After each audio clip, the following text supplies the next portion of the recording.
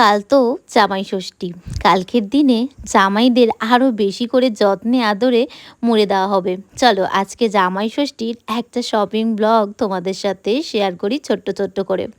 আসলে জানো তো, কোথাও বেরোলে বা এই শপিংয়ের এই ভিডিও করাটা সেরমভাবে অভ্যস্ত একদমই নই আমি। তবে আজ একটু একটু করে তোমাদের জন্য শেয়ার করছি। এই কম্প্যাক্টটা সেদিনকে ভিডিও করতে করতে কিভাবে পড়ে ভেঙে গেছে দেখো। জানো, এই ভিডিও দেখতে 1-2 মিনিটের লাগে, এর পেছনে যে কত কি হয় সেটা পারলে কোনো একদিন শেয়ার করব। আর এই লিপস্টিকটা আমার ভীষণ পছন্দের, যে কোনো স্কিন টোন বা ড্রেসের সাথে এই লিপস্টিকটা বেশ ভালো যায়।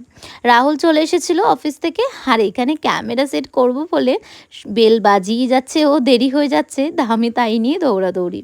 তারপরে ও একটু ফ্রেশ হয়ে দুজনে মিলে বেরিয়ে পড়লাম শপিংয়ের জন্য।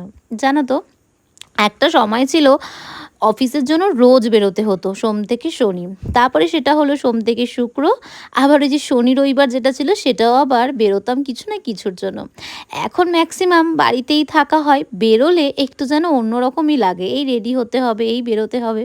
তো সোজা পৌঁছে গেলাম বাবার শপিংয়ের জন্য। আসলে মার তো ডিসাইডই থাকে কি দেব, বাবারটা একটুখানি কমফোর্ট যেটা হবে সেটা দেওয়ারই চেষ্টা করি, কারণ কি এখন তো এজ হয়ে গেছে, অনেক জামা বাড়িতেই পরে থাকে যেহেতু সেভাবে বেরোয় না বলে। তারপর রাহুলের একটু ডাব্লুতে কেনাকাটা ছিল। সোজা তারপর আমরা চলে গেলাম কিছু বন্ধুরা মিলে সেদিনকে রাতে ডিনারটার জন্য।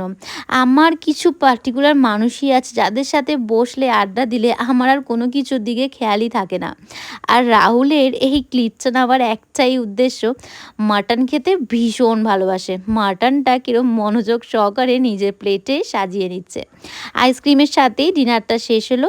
আর এই জায়গাটা, এই বিল্ডিংটা একসময় আমার অফিস ছিল, বেশ ভালো লাগছিল।